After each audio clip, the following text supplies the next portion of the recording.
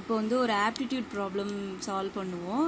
இது வந்து காம்படிட்டிவ் எக்ஸாம்ஸில் கேட்ட கொஷின், அதாவது சிஎஸ்ஏஆர் அந்த மாதிரியான ஒரு கொஷின் நான் எடுத்திருக்கேன். Let m and n are positive integers such that அப்படின்னு கொடுத்துட்டு ஒரு கண்டிஷன் கொடுத்துருக்காங்க. then the value of m plus n is அப்படின்னு கேட்டிருக்காங்க. 4 ஆப்ஷன் கொடுத்துருக்காங்க. இப்போ ஃபர்ஸ்ட் நம்ம என்ன பண்ணுறோம்னா LHS RHSல வந்து ஒரு 1 ஆட் பண்ணுறோம். ஆட் பண்ணிட்டு இப்போ ஃபர்ஸ்ட் டேர்ம் இருக்கு இல்லையா 1 plus m அது தனியாக எழுதிக்கோங்க. செகண்டாக இருக்கிறதுல என்ன காமனாக எடுங்க. இன்னும் காமனாக எடுத்தோம்னா அகைன் நமக்கு ஒரு m plus 1 கிடைக்கும். இந்த பக்கம் வந்து 119 வரும். இப்போ இது ஒரு டேர்ம் இது ஒரு டேர்ம், அதில் வந்து m plus 1 நம்ம காமனாக எடுத்தோம்னா இப்போ ஃபர்ஸ்ட் இதில் என்ன இருக்கும், ரிமைனிங் 1 தான் இருக்கும். So 1 plus n equal to 119 இருக்கும். 119 எப்படி நம்ம பிரிக்கலாம், 17 into 7 நம்ம பிரிச்சிருக்கலாம்.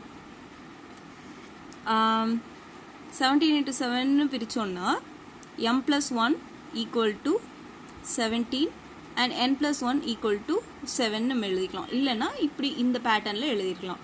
அப்படி நீங்கள் சால்வ் பண்ணும்போது m equal to 17 minus 1 16, n equal to 7 minus 1 6. அதே தான் இங்கே மாறி வரும். m வந்து 6 ஆகும், n வந்து 16 ஆகும் வரும். ஸோ m plus n நம்ம கண்டுபிடிக்கும் போது 22 வரும். இதுதான் ஃபைனல் ஆன்சர். இப்போது நம்ம வந்து இப்படி கூட பிரிச்சிருக்கலாம். m plus 1 plus n equal to 119 into 1 இப்படி கூட பிரிச்சிருந்துருக்கலாம். இப்படி பிரிச்சிருந்தீங்கன்னா m plus 1 வந்து 119 and 1 plus n equal to 1.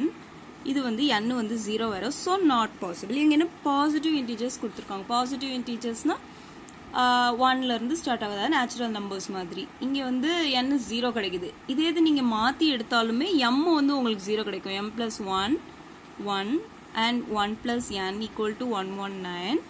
m வந்து 0வாக இருக்கும். ஸோ வந்து இது கேஸ் பாசிபிள் இல்லை. ஸோ ஒன்லி வே என்ன அப்படின்னா இதை இப்படி ஸ்ப்ளிட் பண்ணி பிரித்து சால்வ் பண்ணுறது தான். நமக்கு m plus 1 ரெண்டு கேஸ்லேயுமே 22 வருது. ஸோ ஆப்ஷன் டி தான் கரெக்ட்.